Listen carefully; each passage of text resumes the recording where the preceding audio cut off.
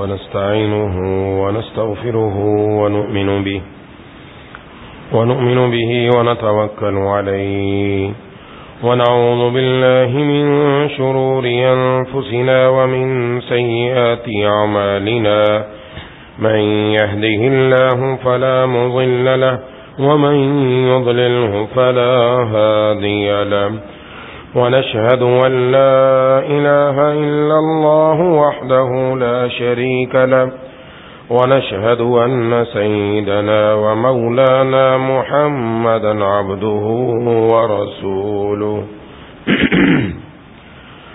صلى الله تعالى على خير خلقه محمد وعلى آله وأصحابه ومن تبعهم بإحسان إلى يوم القيامة أما بعد فأعوذ بالله من الشيطان الرجيم بسم الله الرحمن الرحيم اعلموا أنما الحياة الدنيا لعب ولهو وزينة وتفاخر بينكم وتكاثر في الأموال والأولاد كمثل غيث أعجب الكفار نباته ثم يهيج فتراه مصفرا ثم يكون حطاما وفي الآخرة عذاب شديد ومغفرة من الله ورضوان وما الحياة الدنيا إلا متاع الغرور صدق الله العظيم. میرے دوستوں اور ساتھیوں، سورۃ الحدید کی ایک آیت تلاوت کی ہے. اس میں اللہ تبارک و تعالی نے انسانی زندگی کے 5 ادوار کا ذکر کیا.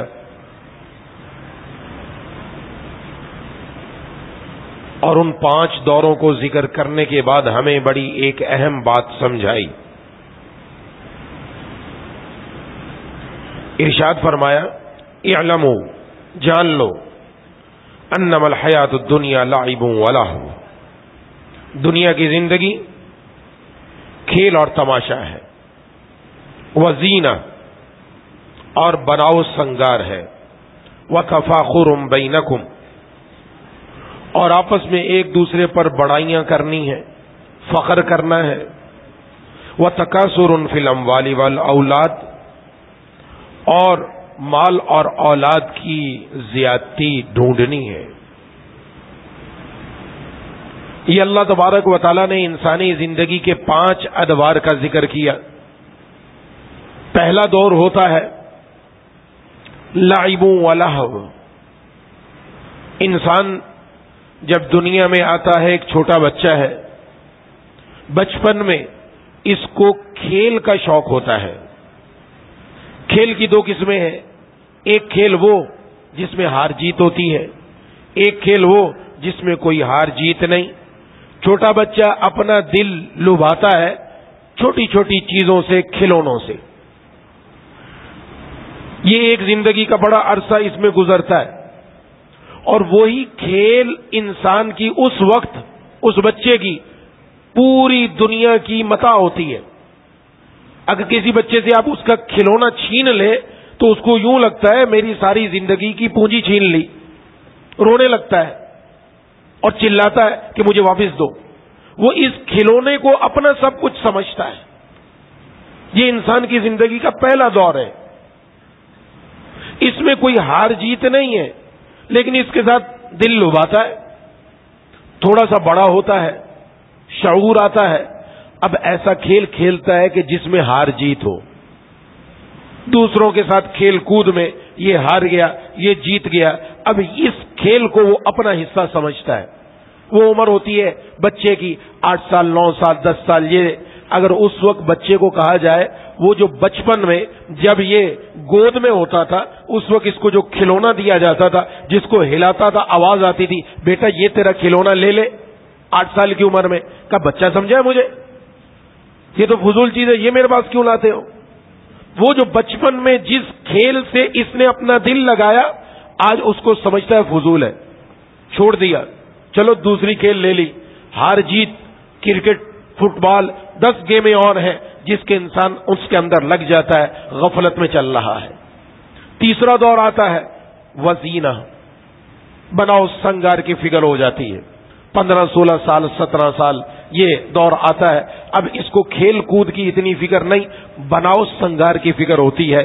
میرا کپڑا استری والا ہونا چاہیے، سلوٹ نہیں آنا چاہیے، کہیں سلوٹ آ گئی ناراض ہو گیا، غصہ ہو گیا۔ ہاں جی، اپنے جوتا، اپنا موبائل، اپنی گھڑی، اپنے جسم پر لباس، ہر ایک بالکل پرفیکٹ ہونا چاہیے، بناؤ سنگار۔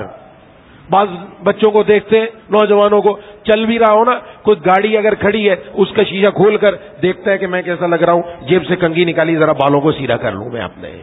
بناؤ سنگار کی فکر ہے، اسی بناؤ سنگار میں نکلتا ہے، یہ خاص وقت ہے اس کا، بس اس کو صبح سے شام یہی ہوتا ہے کہ میں پپو لگوں، میں بس اچھا لگوں، اپنی بھی نظر میں، دنیا کی نظر میں۔ یہ قرآن نے بیان کر رہا ہے، میں ایک ایک چیز کھول کر بیان کر رہا ہوں، قرآن نے بیان کیا اس کو۔ تو وزینہ، بناؤ سنگار۔ عورتوں میں بھی یہی عادت ہے، مردوں میں بھی یہ عادت ہے۔ آج کل تو زیادہ مصیبت یہ نوجوانوں میں آ گئی، یہ جب تک صبح اٹھ کر اپنی لیپا پوتی اچھی طرح کرنا لینا، باہر نہیں نکلتا۔ پہلے اچھی طریقے سے کریمے شریمے لگائے گا، بڑا بنائے سنورے گا، پھر باہر نکلے گا صاحب، اور پرفیکٹ ہو کر نکلیں گے۔ ٹھیک ہے، نکلا، اگر کھیل کود بھی کرے گا اس میں بھی فکر رہے گی کہ میرے کپڑے گندے نہ ہو جائے، میری یہ جو میں نے اپنے آپ کو بناؤ سنگار کیا اس پر فرق نہ آئے۔ آگے چلے، وَتَفَاخُرٌ بَيْنَكُمْ، تھوڑی سی عمر بڑھتی ہے، اب اس کو آپس میں فخر کرنا، میری نوکری یہ، مجھے دیکھو فلاں نوکری ملی، تجھے تو چھوٹی سی نوکری ملی، میری شادی فلانے گھرانے میں ہو گئی، تیری شادی فلاں ہوئی۔ اب یہ آپس میں بڑائی، ایک دوسرے پر فخر جتانا، میرے پاس ایسا موبائل، تیرے پاس کیسا، میرے پاس ایسی گاڑی، یہ چیزیں، یہ ایک دوسرے کے ساتھ فخر کرنا شروع کر دیتا ہے۔ اب اس کی وہ عادت چلی گئی، جب اس کی شادی ہو جاتی ہے، بچے ہو گئے، اب بچہ کوئی دائیں طرف سے آگے چڑھ رہا ہے، کوئی بائیں طرف سے، کوئی ابا کو ادھر کھینچ رہا ہے، کوئی ادھر کھینچ رہا ہے، اب سلوٹ پڑ رہی ہے، اب بناؤ سنگار کی فکر نہیں ہے، اب اس کو فکر ہے تفاخر کی۔ اب اس کو کوئی فکر نہیں کہ میرا چہرہ کیسا لگتا ہے، میرا جسم پر جو کپڑے ہیں وہ کیسے، کوئی فکر نہیں۔ اب دور بدل گیا، وَتَفَاخُرٌ بَيْنَكُمْ، ایک دوسرے پر فخر۔ آگے چلے، بڑھاپے کی زندگی آئی، وَتَكَاثُرٌ فِي الْأَمْوَالِ وَالْأَوْلَادِ، اب گھر میں بیٹھا کچھ ہوتا تو نہیں، کہتا دیکھو میرے اتنے بیٹے، اتنی بیٹیاں، اتنے پوتے، اتنی پوتیاں، اتنے نواسے، اتنی نوازیاں، اتنے فیکٹریاں، اتنے مال و دولت، اتنی دکانیں، اتنی گاڑیاں۔ اب یہ وَتَكَاثُرٌ فِي الْأَمْوَالِ وَالْأَوْلَادِ، اور ابھی بھی دل میں یہ چاہت اور آ جائے اور آ جائے اور آ جائے۔ جناب نبی کریم صلی اللہ علیہ وسلم نے فرمایا کہ انسان کا پیٹ نہیں بھرتا، ہاں اگر اس کے پاس ایک وادی مال کی ہو، کہتا دوسری بھی آ جائے، فرمایا اس کا پیٹ تو قبر کی مٹی ہی بھرے گی۔ اب یہ فکر، اب پچھلی زندگی ختم، اس کے بعد کیا ہے؟ اس کے بعد والا جو حصہ ہے وہ انسان کی آنکھوں سے اوجھل ہے، وہ انسان کی زندگی میں نہیں ہے۔ وہ کیا ہے؟ مرنا، مرنے کے بعد والی زندگی۔ جس طرح بچہ بچپن میں اگلے جو شعور کی قدم رکھتا ہے تو وہ کھیل کو لغو سمجھتا ہے کہ یہ کون سا کھیل لا دیا، جب یہ کھیل کود سے اپنے دوسرے شعور میں پہنچتا ہے، زمانے میں پہنچتا ہے، اب بناؤ سنگار کی فکر ہو گئی، پیچھے والے کھیت کی طرف توجہ نہیں رہتی، بناؤ سنگار سے آگے کی طرف گیا، اب شادی ہو گئی، اب پیسہ جمع کرنے کی فکر، فخر کی فکر، اب اس کو بناؤ سنگار کی فکر نہیں رہتی، بوڑھا ہو گیا، اب جوانی والا دور بھول گیا۔ فرمایا یہی وقت آئے گا، یہ پانچوں دوروں کے بعد ایک چھٹا دور آنا ہے، اور وہ موت کے بعد کا دور ہے، اور انسان جب وہاں پہنچے گا کہے گا جو کچھ کیا سارا فضول کر کے آیا، میں نے تو زندگی گوا دی، میں نے تو اپنے آپ کو فضول کاموں میں لگا دیا۔ اللہ نے قرآن کریم میں اس کی مثال دی، ایسی ہے جیسے کسان نے اپنی کھیتی لگائی، جب پہلے کھیتی نکلتی ہے وہ سبزہ لہلہاتا ہوا آنکھوں کو خوشنما لگتا ہے، بڑا زبردست لگتا ہے، وہ سبزہ ایسا ایسا بڑا ہوتا ہے، گندم نکلی اور وہ سوکھ گئی، سوکھ کے اس کو کاٹ دیا گیا، بھوسا الگ، گندم کا دانہ الگ، کھیت بالکل صاف کر دیا گیا، اتنا صاف ہو گیا کھیت میں کوئی دوسری چیز لگا دی, اب پتہ ہی نہیں چلتا یہاں گندم لگائی تھی, یہاں کپاس لگائی تھی, یا گنا لگایا تھا, کیا لگایا تھا. فرمایا تمہاری کیفیت بھی ایسی ہے, چڑھتی جوانی ہے, لہلہاتی جوانی ہے, ہر انسان دیکھ کر ایک دوسرے کو دیکھتا ہے اور سمجھتا ہے بڑا خوش نمائی ہے, لیکن ایک دن تمہاری کھیتی بھی زرد پڑ جائے گی, بوڑھے ہو جاؤ گے, بوڑھے ہونے کے بعد کھیتی کاٹ دی جائے گی اور میدان صاف ہو جائے گا. اب کوئی یاد بھی نہیں کرے گا اس گھر میں فلاں نام کا بندہ بھی رہا کرتا تھا, اب کسی کو نہیں پتا.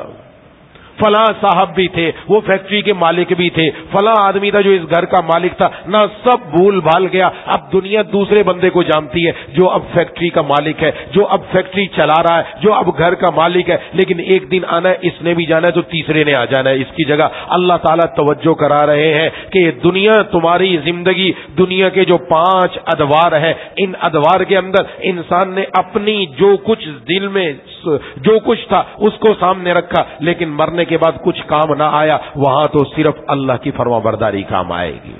تو توجہ دلائی, اس لیے فرمایا کہ اللہ تبارک و تعالیٰ نے اللہ کی طرف سے رضامندی اور مغفرت حاصل کرنے کی فکر کرنی چاہیے. اس لیے بارہا میں عرض کر رہا ہوں کہ یہ 60-70 سالہ زندگی کا نقشہ کھینچ دیا اللہ نے کہ تمہاری 60 سالہ 70 سالہ زندگی کا یہ نقشہ ہے, لیکن یہ 60-70 سالہ زندگی کیریئر نہیں ہے. ہمارا کیریئر مرنے کے بعد شروع ہونا ہے. اس لیے لاکھوں اربوں سالوں کی زندگی جو مرنے کے بعد ملنے والی ہے, اس کے لیے اللہ نے مجھے اور آپ کو دنیا میں بھیجا. آج تو کایا ہی پلٹ گئی ہے. اب تو قرآن نے تو یہ بیان کیا تھا, اب تو بوڑھے ہوتے ہوئے بھی کھیل ہی کرتا ہے.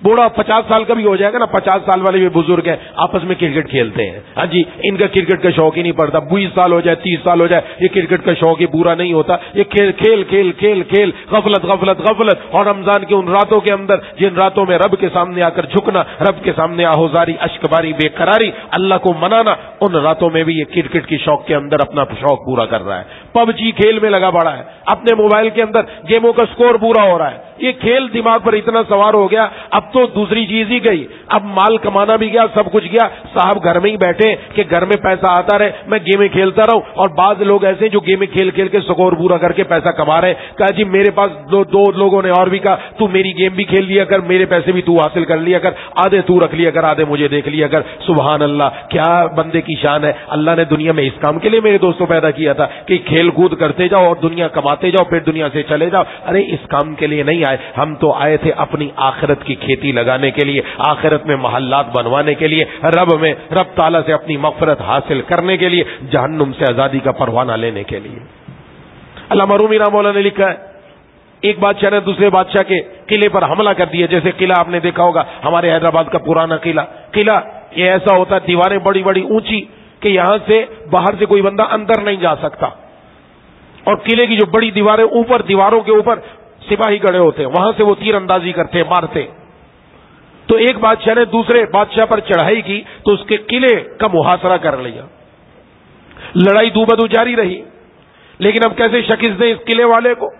تو اس نے اپنی CID کے لوگوں کو بھیجا, جاؤ پتہ کر کے آؤ اس کو کیسے زیر کیا جا سکتا ہے. کہا کہ اس قلعے کے اندر 5 نہریں پانی کی جا رہی ہیں, بڑا قلعہ ہے, ان کی ضرورت اس پانی سے پوری ہوتی ہے. ان 5 نہروں پر اگر بند لگوا دیا جائے, پانی جانا اندر بند ہو جائے, لوگوں کے پاس پانی نہ پہنچے, یہ خوراک بنیادی ضرورت ہے, خوراک نہیں پہنچے گی, پانی نہیں پہنچے گا, بنیادی ضرورت, لوگ خود بخود اپنے بادشاہ کے خلاف کھڑے ہو جائیں گے اور ہمارے لیے فتوحات کرنا آسان ہو جائے گا. کہ بہت اچھی بات ہے. ادھر اس کی CID نے یہ بتایا, یہ اپنے کاموں میں لگ گئے.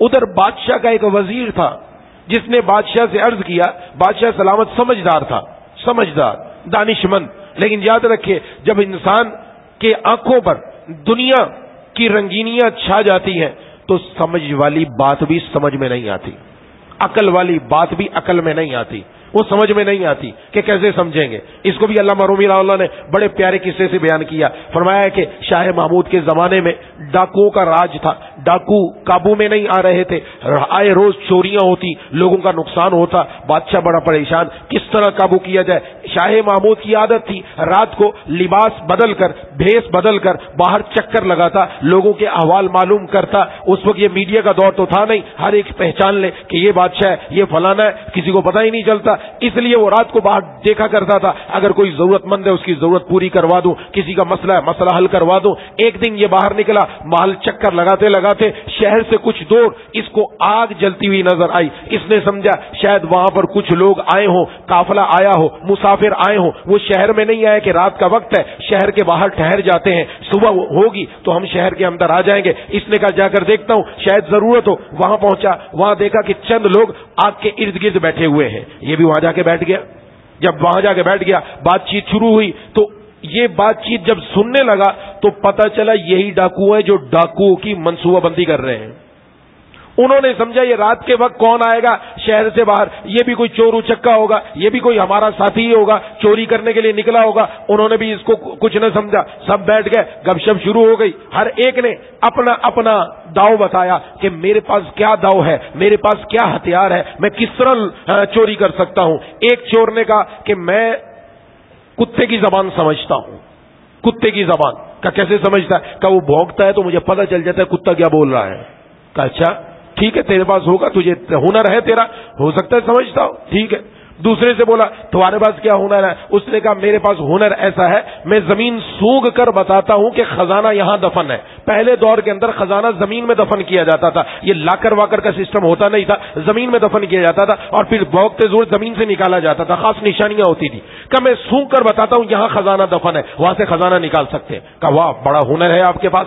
تیسرے سے پوچھا آپ کے پاس کیا ہنر ہے؟ کہا کہ میرے ہاتھ میں بڑی پاور ہے، کتنا بڑا قلعہ کیوں نہ ہو، کتنی اونچی دیوار کیوں نہ ہو، میں کمند پھینکتا ہوں۔ اس دور کے اندر رسی ایک خاص آنکڑے میں باندھ کر زور سے پھینکی جاتی تھی، وہ آنکڑا اوپر جا کر دیوار میں پھنس جاتا تو رسی پکڑ کر اوپر چڑھ جاتے تھے۔ کہا میرے بازو میں قوت ہے، کتنی اونچی سے اونچی دیوار کیوں نہ ہو، میں آنکڑا پھینکوں گا پھنس جائے گا، اوپر چڑھ کر چوری کر سکتے ہیں۔ کہا تیرے پاس بھی بڑا اچھا ہنر ہے۔ چوتھے سے پوچھا تیرے پاس کیا ہنر ہے؟ کہا میرے پاس ہنر یہ کہ بازو میں بڑی طاقت ہے، مکہ ماروں کیسی مضبوط سے مضبوط دیوار ٹوٹ جاتی ہے، شگاف ہو جاتا ہے، اس کے اندر دراڑ پڑ جاتی ہے، اس سے ہم اندر چوری کر سکتے ہیں۔ کہا واہ تو بڑا زبردست ہے۔ پانچویں سے پوچھا تیرے پاس کیا ہنر ہے؟ میرے پاس کا ہنر یہ ہے میں رات کے اندھیرے میں، رات کی تاریکی میں جس کو دیکھ لیتا ہوں صبح کے اجالے میں پہچان لیتا ہوں۔ ہمیں آج کل یہ بات سمجھ میں نہیں آتی، اگر آپ دیہات کی طرف چلے جائیں نا جہاں رات کو گپ اندھیرا ہو، وہاں آپ کسی آدمی کو دیکھیں صبح آپ پہچان لیں تو پھر بتانا کہ میں نے رات کو دیکھا تھا۔ ایسا نہیں ہوتا، انسان کی آنکھ رات کو کسی کو پہچان لے بہت مشکل ہوتا ہے،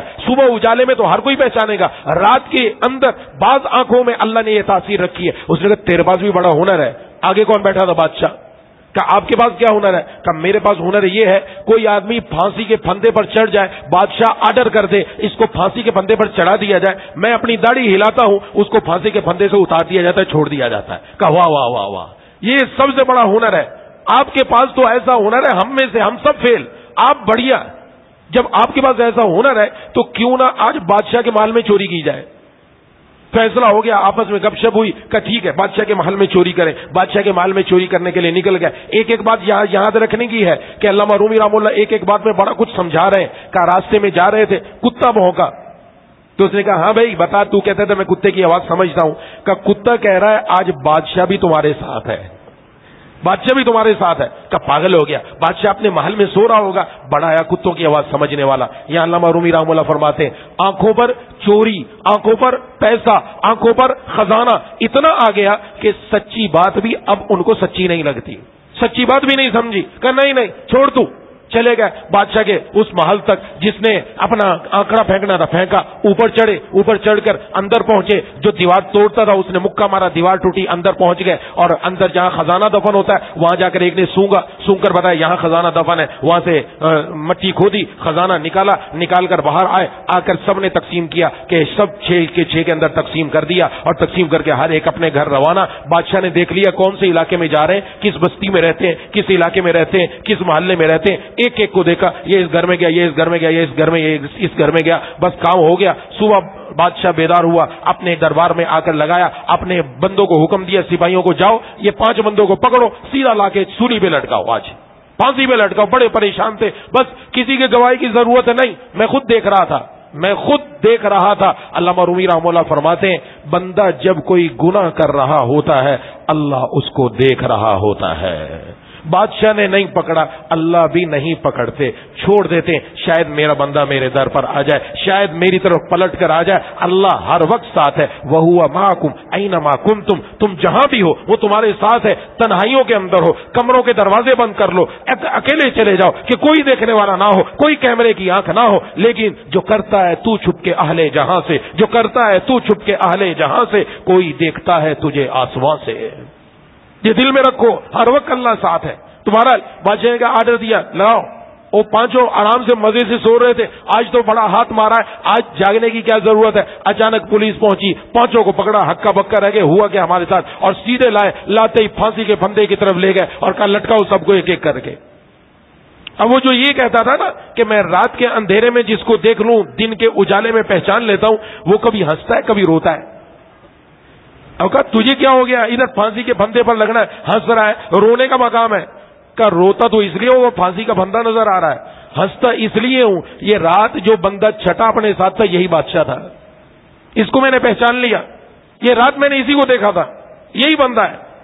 اب جب اس نے پہچان لیا تو سب بادشاہ کے قدموں میں گر گئے کہ خدا کے لیے ہمارے ہنر نے ہمیں پھنسا دیا، اب آپ اپنی داڑھی ہلا کر اپنا ہنر دکھا دیجئے اور ہم توبہ کرتے ہیں، آج کے بعد گناہ نہیں کریں گے۔ بادشاہ نے سچی توبہ کی، داڑھی ہلائی اور اس کے بعد سب کو چھوڑ دیا۔ علامہ رومی رحمہ اللہ فرماتے ہیں ہر ایک کے ہنر نے پھنسوا دیا، بڑے بڑے 30 مار خان سے سب پھنس گئے، ایک کا ہنر کام آیا، کس کا؟ جس کے پاس وہ نظر تھی، جس نے رات کے اندھیرے میں جس کو دیکھا دن کے اجالے میں پہچان لیا۔ فرمایا دنیا میں اپنی نظر ایسی پیدا کر لو، اپنے مولا کو پہچان لو۔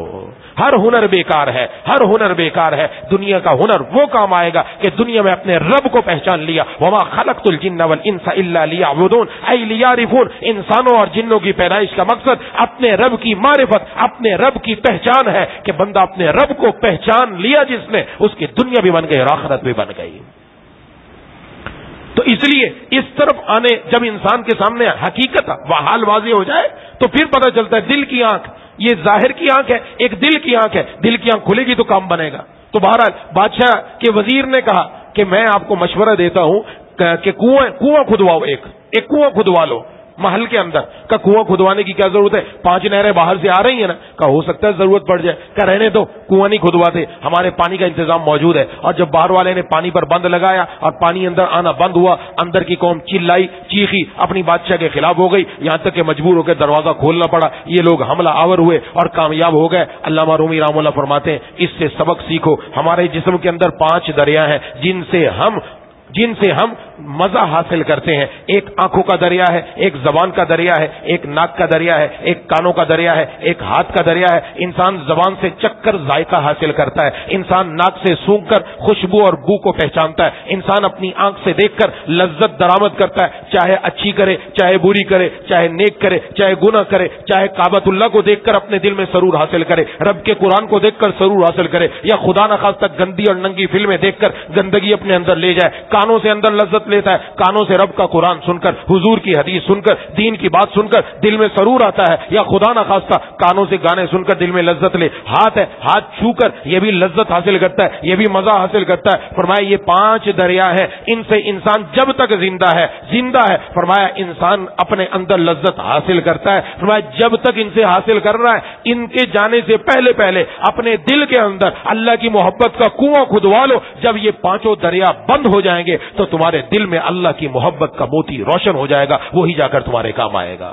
قبر میں جب انسان جائے گا تو پھر جس وقت موت کا فرشتہ آیا، آنکھیں ہیں دیکھ نہیں سکتے، زبان ہے بول نہیں سکتے، کان ہے سن نہیں سکتے، ہاتھ ہے لگا نہیں سکتے، یہ 5 دریاؤں پر بند لگ گیا۔ اب قبر میں کیا کام آئے گا؟ وہ دل جس دل میں مولا ہو، وہ دل جس میں اللہ ہو، جس دل میں نور ہو، جس دل میں روشنی ہو۔ یہ دل بنانے کے لیے اللہ نے ہمیں دنیا اور آخرت دنیا میں بھیجا کہ ہم رمضان المبارک میں اس کی تیاری کر کے اپنے دلوں کو منور فرما لیں، اپنے دلوں کو منور کر لیں، تاکہ قبر میں جاتے ہی ادھر دنیا کی آنکھ بند ہو، ادھر دل کی آنکھیں کھل جائے اور دل کے اندر نور منور ہو جائے، ہماری قبر بھی روشن ہو جائے، ہماری آخرت بھی روشن ہو جائے۔ اس لیے یہ سارا کچھ بیان کیا کہ تمہاری دنیا کی زندگی کا حاصل یہی ہے، کھیل کود ہے اور آپس میں بناؤ سنگار ہے، ایک دوسرے پر فخر کرنا اور ایک دوسرے پر مال اور اولاد میں آگے بڑھنے کی جستجو کرنا، بس یہی زندگی کا حاصل۔ لیکن اس کے آگے ایک بڑا اہم حصہ آنے والا اور وہ مرنے کے بعد والا ہے، اس کے لیے مجھے اور آپ کو تیاری کرنی ہے۔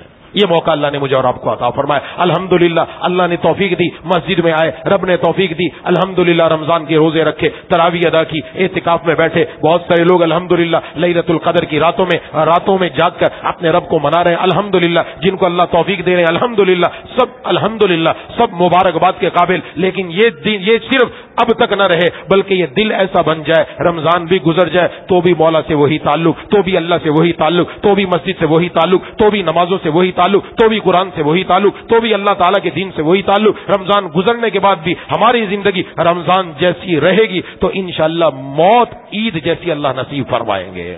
اس لیے میں نے عرض کیا تھا کہ جس کا رمضان سلامتی سے گزر گیا اس کا سارا سال سلامتی سے گزر گیا, جس کا ہر رمضان سلامتی سے گزر جاتا ہے اس کی پوری زندگی سلامتی سے گزر جاتی ہے.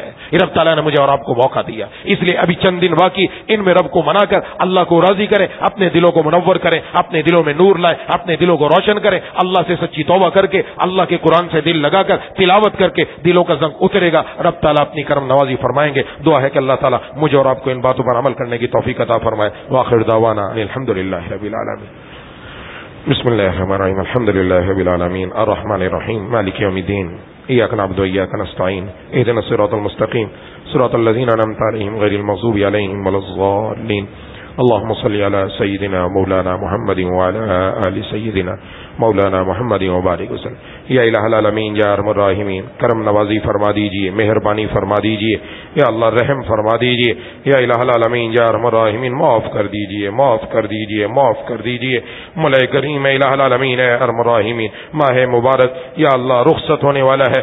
اس ماہ مبارک میں بہت کچھ لینا, بہت کچھ کمانا, بہت کچھ پانا تھا, نہیں پا سکے, ابھی تک نہیں لے سکے, ابھی تک ہماری زندگیوں سے مکمل طور پر زندگی گناہوں سے پاک نہ ہو سکی. مولا اے الہ العالمین اے ارحم الراحمین یا ذل جلال والاکرام, ہم سب کا یہ مل بیٹھنا یا اللہ اپنی بارگاہ میں قبول فرما کر اسی پر ہم سب کے لیے جنت کا فیصلہ فرما دیجیے. مولا کریم ہمارے روزوں کو, تراویح کو, عبادات کو, اعتکاف کو, تلاوت کو, دیگر تسبیحات عبادات کو اپنی بارگاہ میں قبول و مقبول فرما لیجیے. کسی کو محروم نہ فرمائیے, محرومی کا لفظ ہم سب کی زندگیوں سے نکال دیجیے. مولا کریم الہ العالمین یہ دنیا جو ہمارے دماغوں میں بھری ہوئی ہے, دل میں بھری ہوئی, یا اللہ اس دنیا کے اوپر یا اللہ اپنی اشد محبت نصیب فرما دیجیے. یا اللہ اپنی محبت غالب کر دیجیے, دنیا کی محبت مغلوب کر دیجیے. مولا کریم الہ العالمین اے ارحم الراحمین ہمیں اپنی جوانی اپنے مولا پر فدا کرنے کی توفیق عطا فرما. یا الہ العالمین اے ارحم الراحمین اپنا بڑھاپا, اپنی زندگانی اپنے رب پر فدا کرنے کی توفیق عطا فرما. مولا کریم مرنے سے پہلے ہماری دل کی آنکھیں کھول دیجیے, ہمیں نظر آ جائے کہ ہم جو کچھ دنیا کا کما رہے ہیں یہی رہ جانے والا ہے. آخرت میں جانے والی پونجی یا اللہ آپ کی فرما برداری ہے, نیکی ہے, نیک اعمال ہے. مولا کریم یہ دل کی آنکھیں کھول کر ہمیں نیکیوں والے عمل کرنے کی توفیق عطا فرما دیجیے. مولا کریم الہ العالمین اے ارحم الراحمین یا ذل جلال والاکرام, یا اللہ جس طرح آج آپ نے اپنے دربار میں آنے کی توفیق عطا فرمائی, یا اللہ مرتے دم تک اسی طرح رمضان ہو غیر رمضان ہو پانچوں وقت اپنے در پر آنے کی حاضری کی توفیق نصیب فرما دیجیے. اسی طرح قرآن سے لگاؤ رکھنے کی توفیق نصیب فرما دیجیے. ہمارے دلوں کو روشن کر دیجیے, یا اللہ دلوں کو روشن کر دیجیے, دلوں کو منور کر دیجیے, دلوں کا زنگ اتار دیجیے, دلوں کی کالک کو اتار دیجیے, دلوں کا کالا پن ختم فرما کر یا اللہ دلوں کو آئینے کی طرح شفاف فرما دیجیے. مولا کریم مہربانی فرما دیجیے, کرم نوازی فرما دیجیے. یا حلیم یا کریم یا واسع المغفرہ یا ارحم الراحمین یا ذل جلال والاکرام ہمارے حالوں پر رحم فرما کر ہم سب کی, ہمارے والدین, بیوی, بچوں, بہن بھائیوں, دوستوں, احباب, تمام رشتہ داروں کی, اہل پاکستان کی, پوری امت مسلمہ کی مغفرت فرما دے. جتنے ساتھی آج موجود ہیں ہم سب کے دلوں میں جتنی جائز تمنائیں ہیں یا اللہ سب پوری فرما دیجیے, کسی کو محروم نہ فرمائیے. اللهم كل خير لكل مسلم ومسلمة, اللهم ارحم امة محمد صلى الله عليه وسلم. اللهم اغفر لنا وللمؤمنين والمؤمنات والمسلمين والمسلمات. اللهم اغفر لنا وللمؤمنين والمؤمنات والمسلمين والمسلمات. اللهم اغفر لنا وللمؤمنين والمؤمنات والمسلمين والمسلمات. ربنا تقبل منا انك انت السميع العليم وتب علينا انك انت التواب الرحيم. صلى الله تعالى على خير خلقه محمد وعلى اله واصحابه اجمعين برحمتك يا ارحم الراحمين. آمين يا رب العالمين.